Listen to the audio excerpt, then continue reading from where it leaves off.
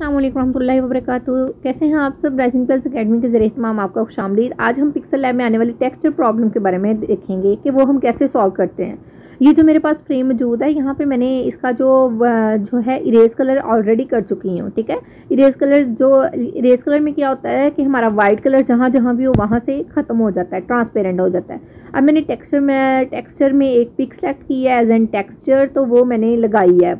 तो इसमें क्या हुआ है कि जहाँ पे हमारे पास वाइट कलर था वहाँ पे भी पिक्चर लग गई, जैसा कि आप देख चुके हैं। ठीक है, तो हमारे पास मेन चीज़ ये थी कि हमारा जो फ्रेम है जो ब्लैक कलर में है, सिर्फ वहाँ पे टेक्सचर अप्लाई हो। तो उसके लिए सोल्यूशन क्या है कि आपने आना है शेप्स में से आके आपने स्क्वायर लेना है अपने ब्लैक कलर का, और वहाँ पे एडजस्ट करना है जहाँ पे ये बिल्कुल जो छोटा सा हो जाए, मतलब फ्रेम में हमारे पे फ़र्क ना पड़े, जो हमने चीज़ बनाई हुई है उस पर असर ना करे ये। उसके बाद हम लेयर्स में जाएंगे। लेयर्स में से जाके हमने क्या करना है कि इन दोनों को मर्ज कर देना है, फ्रेम को भी और जो हमने अभी स्क्वायर लिया उसे भी। मर्ज करने के बाद ही हमारे पास इस तरह से शो हो रहा है।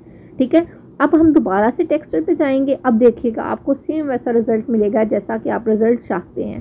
हम टेक्सचर में जाएंगे, टेक्सचर में से जाके हम दोबारा से पिक्चर सेलेक्ट करेंगे जिस भी फोल्डर में हमारी मौजूद होगी। ठीक है, अब यहाँ पे आई हूँ मैं डाउनलोड के फोल्डर में, और डाउनलोड के फोल्डर्स में से मैंने वो पिक्चर सेलेक्ट कर लिया जो मैं टेक्सचर लगाना चाह रही हूँ। अब ये देखें हमारा सेम वैसे ही लगा है जैसे कि हम चाहते हैं। जहाँ पे हमारा वाइट कलर था जो हमने इरेज किया था वहाँ पे हमारा टेक्सचर नहीं लगा। चलते हैं पिक्सल लैब की दूसरी प्रॉब्लम की तरफ, जो कि है एम्बॉस प्रॉब्लम। जब हम एम्बॉस लगाते हैं ना, एम्बॉस करते हैं, तो ये जो पिक्चर है हमारे पास जो फ्रेम होता है, कुछ भी होता है, ये कट फट जाता है फ़ौरन ही।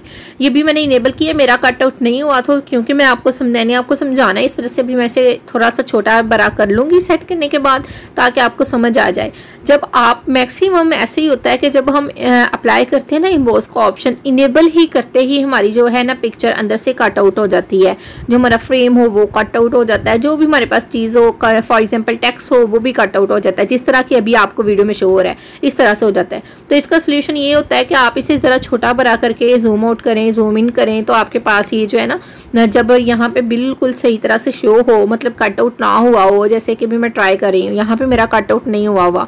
ठीक है, इसे मैं थोड़ा सा बड़ा करूँगी, मतलब जितना मुझे चाहिए। यहाँ पे नहीं हो रहा कट आउट, मैंने क्या करना है, लेयर्स में से जाके इन्हें मर्ज करना है। क्योंकि अभी मेरे पास एक ही लेयर है, इस वजह से मैं टेक्स्ट में आऊँगी। टेक्स्ट में से आके मैंने क्या किया है, मैंने इसे एडिट किया है, और एडिट करके इसमें थोड़ी सी स्पेसेस डाल दी हैं। ठीक है, एडिट किया, डॉट लगाया और स्पेसेस लगा दी हैं। ठीक है, इससे क्या होगा, हम डॉट को जो है ना साइड पे कर लेंगे। स्पेसेस लगाना मैं भूल गई थी, तो वो मैंने लगा लिया। स्पेसेस का ये फ़ायदा होता है कि हम जो है ना, ये देखें बॉक्स बड़ा हो गया तो हम इसे ईजीली मतलब मूव कर सकते हैं जी। तो अब दोबारा से मैं जाऊँगी लेयर्स में से जाके मैं जो है इन दोनों को मर्ज कर दूंगी आपस में। जो हमारे पास फ्रेम है जिस पे मैंने एम्बॉस अप्लाई किया, और जो डॉट है, अगर ये मर्ज करने के बाद कट आउट ना हुआ तो ये बिल्कुल ठीक होगा, लेकिन ये कट आउट हो गया था, जैसा कि आप देख चुके हैं, ये कट आउट हो गया था जब मैंने मर्ज किया है। तो अब मैंने क्या करना है, इसे दोबारा से फ्रेम को क्लिक करना है।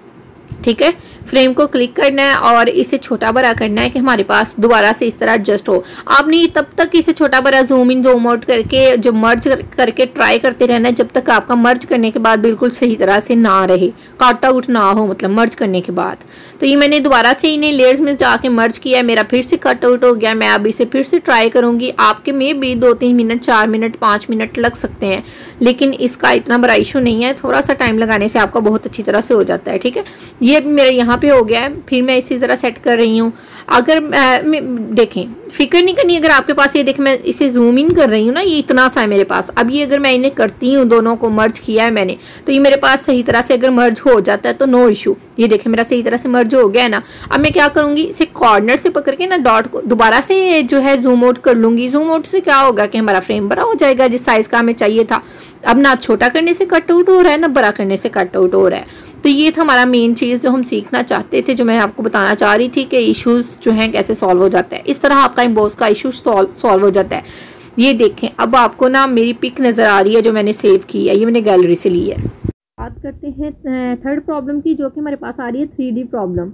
जब भी हम 3D जो होता है टेक्सचर पे 3D इफेक्ट इस्तेमाल करते हैं ना, तो हमारे पास जो है इशू आ जाता है। इशू ये आ जाता है कि 3D शेप देखें, 3D शेप पे जैसे ही हम क्लिक करेंगे तो हम इसे इनेबल करते हैं तो देखें 3D जो इफेक्ट है कुछ हिस्से पे हुआ है, कुछ पे नहीं हुआ। तो अभी मैंने इसे ज़रा जूम इन किया तो हमारे पास ये जो सेट हो गया है।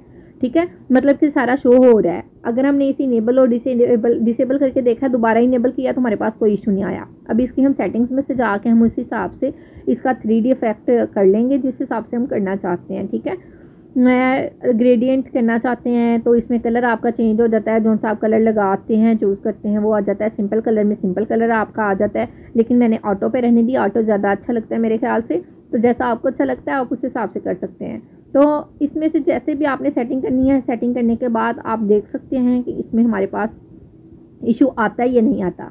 ठीक है, ये मैंने सेटिंग किया और अब मैंने इसे टिक कर देना है। जितनी मैंने सेटिंग करनी है उतनी सेटिंग करने के बाद आप भी जितनी करना चाहते हैं उतनी कर सकते हैं। शेडो में क्या होता है, हमारे पास शेडो जो होती है उसका देखते हैं हम कि कितनी डार्क होनी चाहिए, मतलब कितनी फैली हो, कितनी जो है कम हो।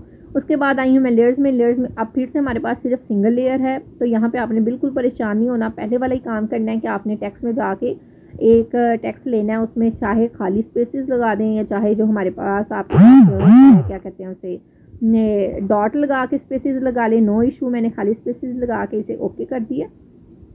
ठीक है, अब मैंने इन दोनों को लेयर्स में से जाके मैंने इन्हें मर्ज कर दिया। मर्ज करने के बाद मेरे पास क्या ऑप्शन शो हुआ है कि मर्ज करने के बाद ही मेरे पास कट आउट नहीं हुआ, सेम एज इट इज़ रहा है। अगर आपके पास कट आउट होता है तो आपने वही वाला प्रोसेस करना है जो आपने एम्बोस में किया है। ठीक है, एम्बोस में जो प्रोसेस किया है वही प्रोसेस यहाँ पे भी करेंगे कि कट आउट अगर हो रहा है तो आप उसे जूम इन जूम आउट करके इस तरह से सेट कर लें और उसके बाद उसे लेयर्स में से जाके मर्ज करके देखें। अगर आपका फिर भी सही तरह से आ रहा है, शो हो रहा है, तो आपका वर्क हुआ है। अगर सही तरह से शो नहीं हो रहा तो मीन्स कि आप दोबारा से उसे जो है ना अनडू करके उसे दोबारा से सेटअप कर लें।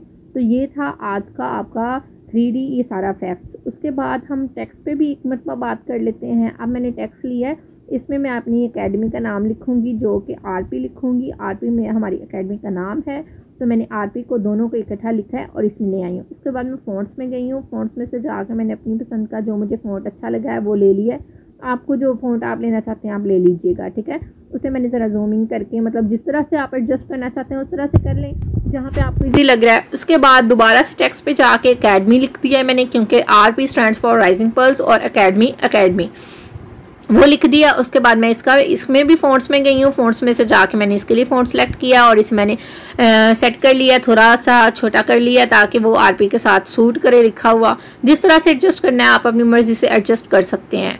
ठीक है, यहाँ पे भी मैं आपको बताऊंगी कि 3D का मतलब मसला आता है या नहीं आता। मेन चीज़ मैंने आपको बता दी है, 3D भी बता दिया, एम्बॉस भी बता दिया और क्या कहते हैं उसे टेक्सचर प्रॉब्लम भी बता दी है जो कि मैक्सिमम में आती है। ठीक है, उसके बाद इन दोनों को एडजस्ट करके अब मैंने इन्हें मर्ज करना है। सेकंड स्टेप क्या होगा, इन्हें मर्ज करने का। ठीक है, अब हम इन्हें मर्ज करेंगे। मैंने तीनों को मर्ज कर दिया, दोनों को RP को जो है और एकेडमी को मर्ज किया है। मर्ज करने के बाद अब मैं टेक्सचर में जाऊंगी और टेक्सचर में जाके इन पे टेक्सचर अप्लाई करूंगी। ये डायरेक्ट ही अप्लाई हो जाएगा बिकॉज इसमें हमने इरेज कलर इस्तेमाल नहीं किया। ठीक है, ये चीज़ में भी मैं आपको समझाना चाह रही थी कि देखें इसमें हमने इरेज कलर नहीं ना किया तो ये टेक्सचर में कोई इशू नहीं आया है। जब हम इरेज कलर करते हैं तब हमारे टेक्सचर में इशू आता है। ठीक है, और इसे मैंने इनेबल करके देख रही हूँ, मैं जहाँ पे सेटिंग लगाना चाह रही हूँ लगाई है। यहाँ पे मैंने एम्बोस को भी इनेबल किया है। ठीक है, एम्बोस को भी इनेबल किया और इसे मैं सेट कर रही हूँ। ठीक है, ये जहाँ पे हमारा सेट हो जाएगा और ये सारा मैंने इसमें जो सेटिंग्स अपनी मर्ज़ी का जहाँ पे भी आप करना चाहते हैं, जिस तरह से आप इसकी सेटिंग करना चाहते हैं एम्बोस की वो कर लें। मेन पर्पस तो यही था कि आपको ये समझाया जाए कि ये जो है इश्यूज आते हैं। अब देखें एम्बोस में जब हमने जूम इन जूम आउट किया ना उसे एडजस्ट करने के लिए बाद में, तो हमारा इशू आया था, वो मैंने सेट कर लिया और उसके बाद डेप्थ इसकी मतलब कि आप जो है 3D शेप में जाके चेक किया मैंने, लेकिन वो अच्छी नहीं मुझे लगी तो मैंने इसलिए उसे नहीं लगाया। उसके बाद मैंने इन दोनों को मर्ज किया, वो सही से सेट नहीं हुआ, कट आउट हो गया था, तो मैंने दोबारा से इसे सेटिंग की है इसकी और दोबारा से जाके मैंने मर्ज किया इन दोनों को और अब मेरे पास बिल्कुल सही से आया है, ठीक आ गया। तो ये मैंने इस पिक्चर को एक्सपोर्ट कर दी है और एक्सपोर्ट करने के बाद ये पिक्चर मेरे पास इस तरह से शो हो रही थी और जब मैंने इसका बैकग्राउंड करके इसे दोबारा से एक्सपोर्ट किया तो मुझे इस तरह से शो हुई है। जज़ाकल्लाह।